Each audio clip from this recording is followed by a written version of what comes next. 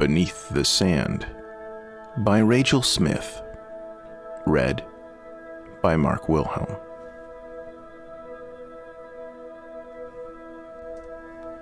I remember a time when the mere thought of sand did not send me hurtling into the grip of a panic attack. Before I was old enough to know that brightly colored fences and gates did not always keep you safe. When I would meet Dale, Maisie, and my older brother outside Foxton Primary so we could all go to the park together. Rob, a meteor version of my own scrawny self, was the responsible one, who would escort us to the park and home afterwards again. Although at the park he would leave us in the playground and drift off to join the other boys of his class to play football or frisbee or whatever it is they did behind the Army Green bike shelter. That was before the mothers and fathers of Foxton Village thrust for sale signs into their front lawns beneath a slate gray sky, pounding their world with chill autumnal rains. The first time it happened was in February. Dale, with his shock of red hair and freckles, practically lived at our house. My mother always made him a ham sandwich and got the posh biscuits down from the top shelf, her blue eyes edged with concern. Sometimes she would insist he change into some of my clothes so she could wash his, claiming they were dirty from the park, but they weren't. They had that weird, acrid, sweet smell that clung to most kids of New Road, but they weren't muddy or anything. Now, I think my mother must have felt sorry for him. I wasn't allowed to go to Dale's house. Maisie wasn't either, but that didn't stop us the day he didn't turn up for school. We thought he might be in the playground on the village green, but he wasn't. His road ran adjacent to the green, slicing through the center of Foxton. It was full of newer-built red brick council houses, which looked odd because the rest of the village had traditional black and white timbered houses, like mine. "Do you know which number he lives at?" I asked Maisie, as we cut through the overgrown footpath, dodging brambles and stinging nettles. 3, she said. I heard him say it once.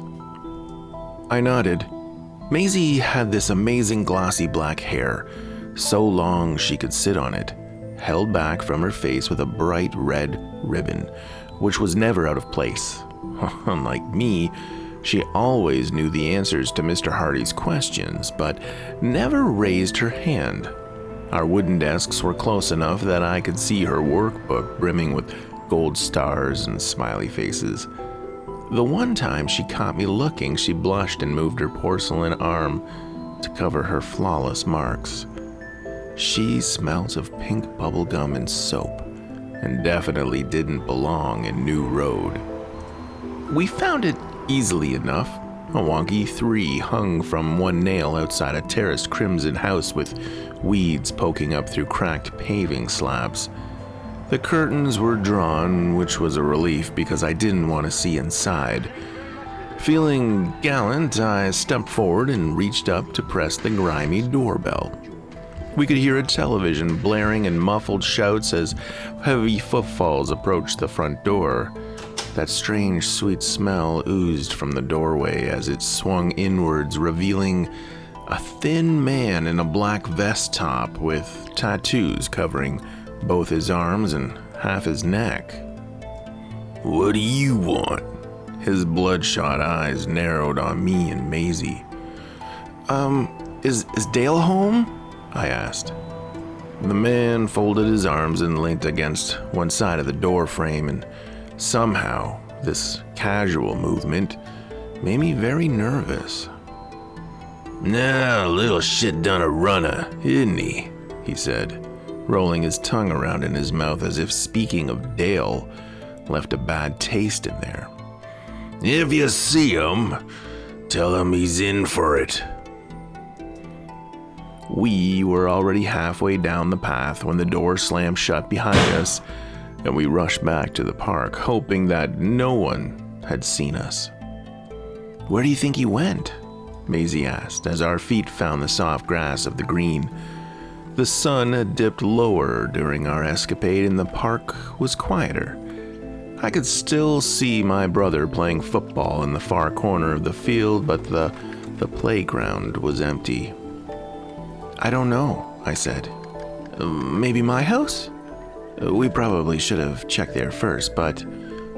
Dale! Suddenly, Maisie went sprinting towards the playground, her long black hair streaming behind her, shiny black school shoes kicking tufts of earth into my face as I followed in her wake. I couldn't see Dale, but she obviously had. My heart was thumping in my chest as I reached the playground. Maisie was staring at the climbing frame, her expression a mixture of confusion and worry. It was a big, wooden one with tunnel slides, monkey bars, poles, and 3 or 4 wobbly bridges connecting it all together over a large, wide sand pit. On the side furthest away from the grass where the adults mingled was where you went to share sweets you weren't supposed to have or to play knuckles. One of the tunnels led to that side of the frame and to a compact space beneath one of the slides, known as the hole. Only those of us still in the gray and white checkered primary school uniforms could fit. We all knew it wasn't supposed to be there because you had to squeeze through a torn hole in the wood slats to reach it. It was cramped. All noise was deadened, and the air was still and so moist that it seeped into your lungs, making you cough. The sand felt different too. I don't know how to explain it except that it felt like it was sleeping. Rob had dared me to go in the previous year when I was 8 and him 9. Everyone got dared sooner or later. No one ever crawled in there twice. "Oh, where is he?" I asked. "He went in the hole." "Are you sure?" She nodded. I took one small step forwards and stopped. In my peripheral vision, I saw the willow trees swaying, but there was no wind upon my face. My chest squeezed. It was as if the air didn't want to be breathed. Maisie coughed and staggered backwards. I couldn't move. I could only watch.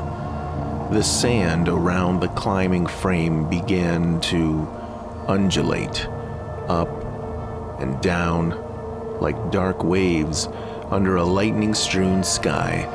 Faster and faster it went, and I know how it sounds, but the sand was boiling.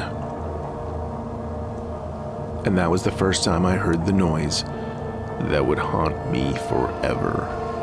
A snake-like whisper lashing out from the ether. A rolling wave of sand reared up and swept towards us. Maisie screamed a bone-quaking, shrill sound that snapped me out of my trance and fled. I did too. I ran home, tripping and falling to my knees more than once. I didn't stop until I was trembling under my bedsheets, sweat pricking the bones of my spine with the door slammed shut. We never saw Dale again. The only person I told was my brother, whose jaw clenched under narrow eyes, but said nothing.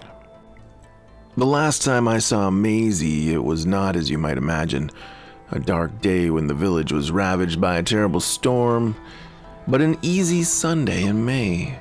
Birds chirped in the willow trees which framed the playground, their fronds brushing the vibrant lush grass, and numerous village cats sprawled in the shade, occasionally hunting field mice that ventured too close.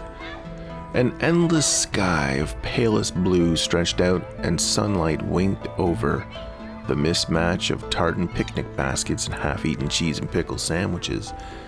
And somehow, that made it all worse. You'll think me a befuddled old man, but I swear something lurked in the dank space.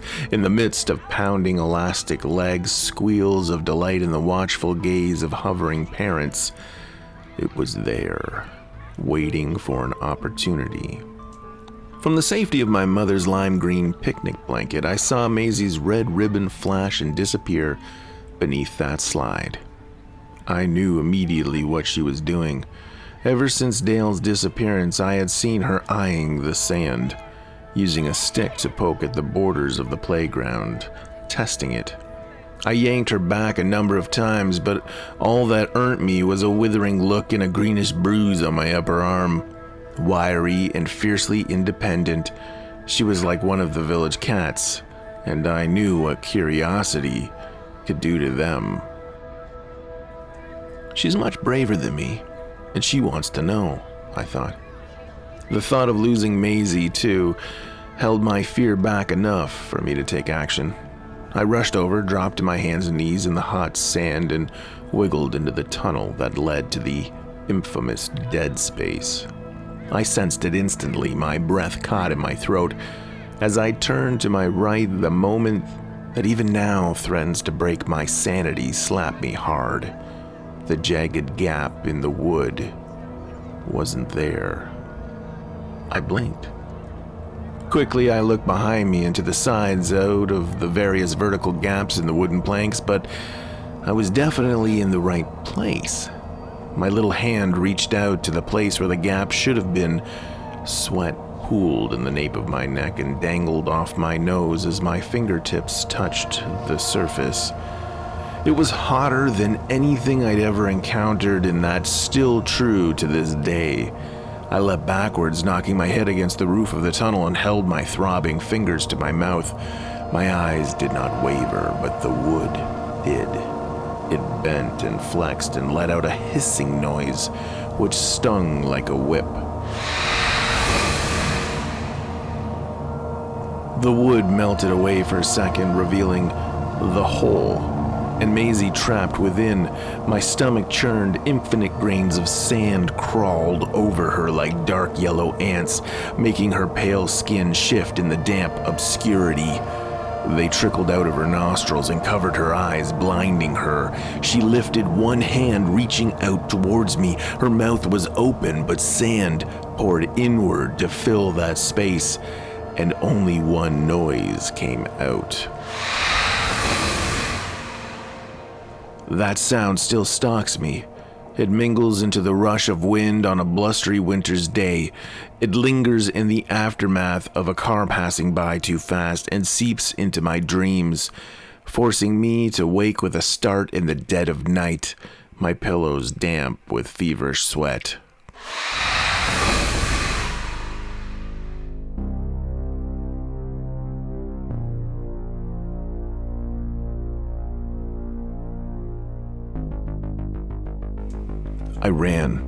I ran back to my mother and never explained, not to the police nor the search parties. I let the words fester on my pink tongue and swallowed them back down. That's when I started having toast for breakfast because I couldn't bear to pick up Maisie's shadowed face and pour it over my cereal. That's also when I started planning. It was different from when Dale disappeared. His picture didn't make it into the full fat milk cartons or splintered lampposts of our village. I guess he wasn't pretty enough to rouse collective outrage in the same way that Maisie did. Or was it because his parents didn't live in a black and white house? I guess I understand. But that doesn't make it right. Dale's parents were no less bereft through their drug-induced stupor. I don't think either of them made it to the following year. I wanted more than anything to run away, like I did with Dale, like I did with Maisie, but I knew I couldn't run forever, and so did the other kids. The adults didn't understand, but we knew. It was whispered at sleepovers and playground huddles and bike shed meetings. It was in the sidelong glances and the hiatus of dares to venture into the hole. And on the last day of school, we stopped running. My brother Rob rallied the year above, and I gathered mine. We told our parents that we were going to the park to celebrate the end of the school year, as we always did. We didn't explain why we smuggled our beach holiday spades into our school bags, or why our young faces had taken on the hardened look of warriors marching into battle. On that day, 24, 9, and 10-year-olds descended upon the Foxton Village Green. 24 tiny hearts pounding, 24 small hands clutching multicolored plastic spades, 24 girls and boys who had lost 2 of their own to the sand. The dormant wooden structure loomed into view. It creaked and groaned in the nascent wind. A black cat watched from the car park picket fence. Its tail twitched back and forth. Its amber eyes flashed in the gloom. Gray clouds blanketed the sky, and thunder rolled in the distance as we reached the edge of the sand and halted. I could feel them looking to me. I had seen it take Maisie and Dale, and I had led this band of children to the monster's lair. I had to act before the magic disappeared and fear sent us tumbling back to our mothers. No more running. I dug my spade into the sand and carried it to the nearest bin, where it fell in with a whoosh. Nothing stopped me. Everyone joined in, encouraged and eager. Spades thrashed on all sides, distributing the sand to various bins scattered around the park. It started to rain, and the rain dampened the sand, making our job easier. It wasn't until we got closer to the hole that our luck ran out. The ground vibrated and a lump swelled up out of the sand, bulbous and growing. A sudden burst of grains blinded many, sending them running away to rub stinging eyes. Dropped spades were swallowed up as the bloated tide of sand rose to the height of a grown man. The plan had failed. We were losing. I was losing. I was so terrified that I broke my vow and I turned to flee. After 4 or 5 paces, I tripped, fell flat on my face, and tasted wet dirt. Pushing myself up, I looked back to see a long, thin piece of metal lying in the grass by my feet with a red ribbon tied around one end. The frayed edge fluttering in the wind. I grabbed that piece of metal, instinctively knowing what I needed to do. I strode towards the sand creature, now the size of a small house, which let out a furious roar like the crash of ocean surf against a ragged cliffside. Lightning flashed closer, punctuated by the loud boom of thunder and the tremendous downpour.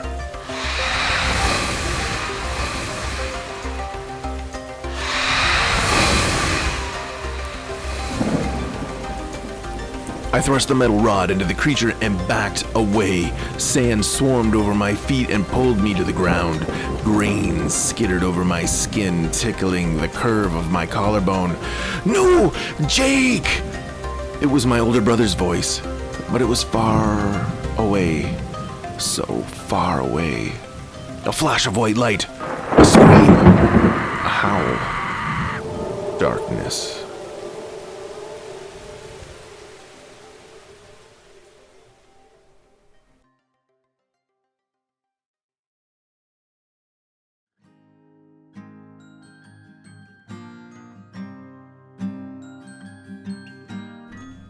They told me the storm carried on well into the night and our parents grounded us for the first few weeks of that summer. But we didn't mind. And I never did find that piece of metal with the red ribbon tied around it. And believe me, I tried. Maisie's mother still lives in the village. I see her waxen face haunting the streets, looking left and right, her wide eyes searching. She says she'll never move because Maisie won't know where to find her when she returns. The husband's life ended with the dull clink of an empty whiskey bottle and a loaded hunting rifle. Sometimes I wonder if he too heard the noise. No children have gone missing since that day. Most of us left as soon as we were old enough, and some of us stayed, unofficially, to keep watch. So, I beg of you, The next time you're at a playground with sand, keep your wits about you and listen very carefully to the wind. Wait. Did you hear that?